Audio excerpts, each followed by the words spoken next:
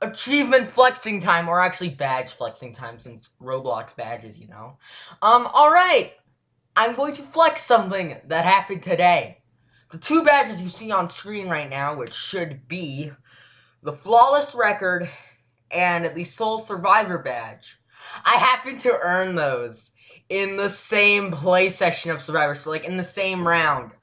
Now, if you don't know what these are, the Flawless Record one is something that you earn for somehow managing to not get a single vote put on you in the game. So like, if your name pops up on the little card when he turns over and reveals the votes, you're not getting that badge.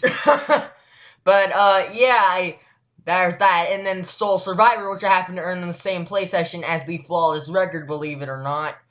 I'm gonna actually provide a little bit of tips after this. Yeah, Soul Survivor is just where you win the entire game. Now for some great Survivor tips that may or may not help you. But for me, it works pretty well. With the strategies, I get to the final round often. Okay. So, alright. I mean, you should try to be good at the games at least, because, you know, that alone, being nice, which is my strategy alone, won't help.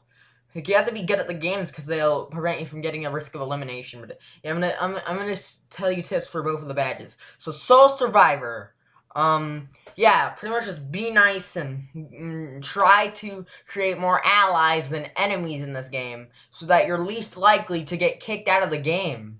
It's kind of easy to do if you're a nice person. And then, of course, there's a Flawless Record. The Be Nice strategy can tie in with this, too. And of course, if you're being honest and such about what you're doing, like voting off specific people. So, let's say you had a ton of people you didn't want to vote off, yet there was just, like, one to three people that you didn't really have any opinion on voting off, so you just kind of vote them. Well, yeah, just vote them and explain that, and your conscious decision towards that, and people should be a bit more forgiving towards you. Though, also another good tip to help with the immunity, which one was it again? The Flawless Record one is simply win the game. So yeah. Like, the Be Nice strategy can also help you if you lose the solo games, like when you're in a solo match. For some reason, I was so keen on winning that I managed to win a bunch of games in a row, man. And I'm not too great at Survivor, but that was one of the points where I kind of was encouraged to push myself forward.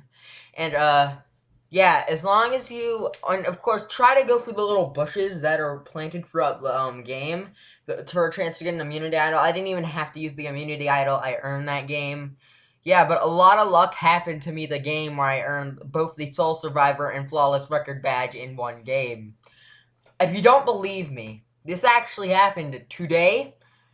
Like, I'm not sure it can tell you the record, but like when it was earned, but if you want to see like that proof that this happened today and that it actually happened in the same play session, I suggest you go check out my page. Even if you can't really figure it out, just take it from me that I actually did earn these in the same play session. But it was insane, man.